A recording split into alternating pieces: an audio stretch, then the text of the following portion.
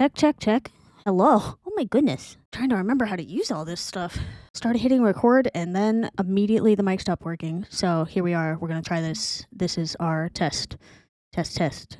Hi, everybody. Welcome. I'm Kaelstrom. I read a lot of fantasy, sci-fi, and a lot of nonfiction, but we probably won't be talking about that too much over here. I've wanted to do booktube for a long time. So we're going to try it. I just want to share things I'm reading, join the community, talk about books.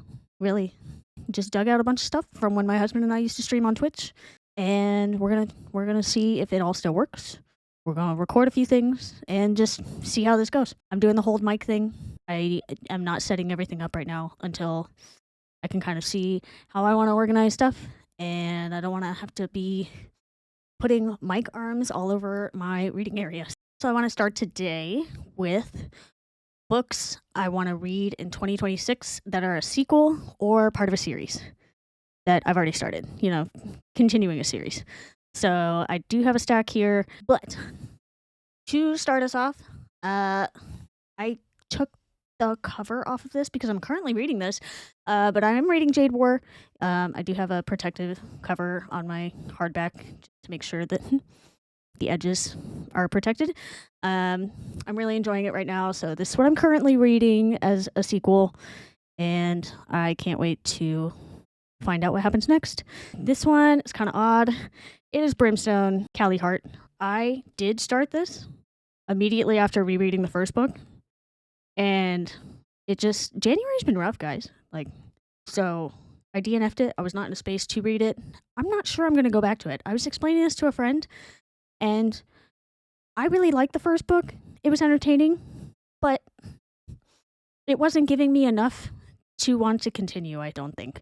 And that's part of why it was so easy for me to DNF this one.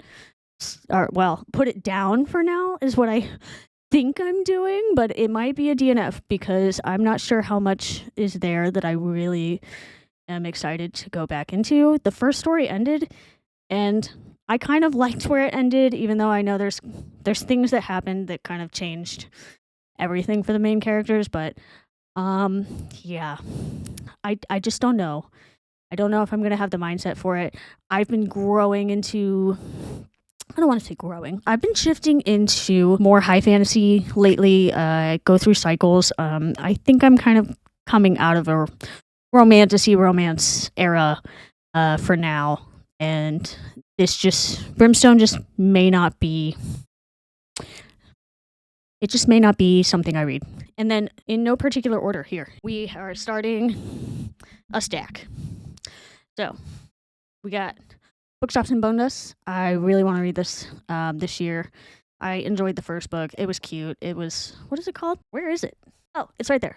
Legends and Lattes. Yes. I really enjoyed that book. It was cute. It was fun. It was a good read. And I am excited to read Bookshops because it focuses on a bookshop. So in another life, I could be a bookseller. I'm just excited to read this one. Next up. Whew. Defiant, Brandon Sanderson. This is in the Skyward series. I loved Skyward. Loved Skyward. It was very Ender's Game reminiscent. Gave me a lot of those vibes. I loved the sci-fi. I loved all the characters. And then we went to Cytonic. No, we went to Starsight. And then we went to Cytonic. So Starsight completely took us out of the whole environment that we'd been in, and the main character, I like her enough, but it kind of sucked to lose all of the relationships that we had been building in book one and start over again. But we got to the end of it. There was some cool action, and then I started Cytonic. And again, we place even away from the second group of people into a whole new thing, a whole new dimension, I think. It's been a little bit since I read it. But now we're supposed to be going back. And we're supposed to be closing this loop. So hopefully Defiant goes back to all of this, ties it all up, and brings back how much love I had for this when I first started the series. I don't hate the second two books, Starsight and Cytonic.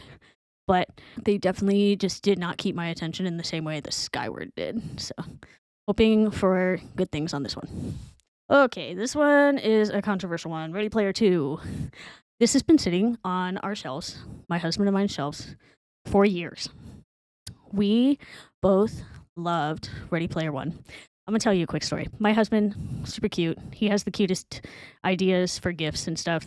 And back when we were dating in Orlando, he just told me that we were gonna go out to the bookstore one day, and we went out there, and he told me go pick a book. I don't even remember what I picked. I think I picked like Night Angel, Brent Weeks. I don't know. This was years ago. I don't know. Regardless, I picked some book. He picked Ready Player One. Okay, the first one of this, and we went to check out, and then in the parking lot we swapped. Or well, he stopped me. He said, "Okay, give me the bag that you have, and I'll give you the bag that I have, and we're gonna read the books that the other person chose first." And he said it wouldn't have worked if I had known what was happening. He just wanted to read something that I picked just based on my instinct and what I was hoping to read. And he picked something for me because he knew what was going on. But something that he wanted to read. And we loved Ready Player One. Then a lot of time passed and Ready Player 2 came out. And we heard some things about it.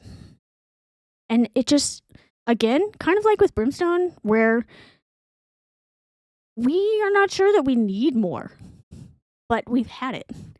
So I'm going to at least give it a try this year and see if I can finish it. If I don't, then it's just an easy donate or take to the used bookstore in exchange for something else. So we'll see what happens with that. All right. Another one, The Mirror of Beasts by Mirror of Beasts, Alexander Bracken. Silver and the Bone was really cool.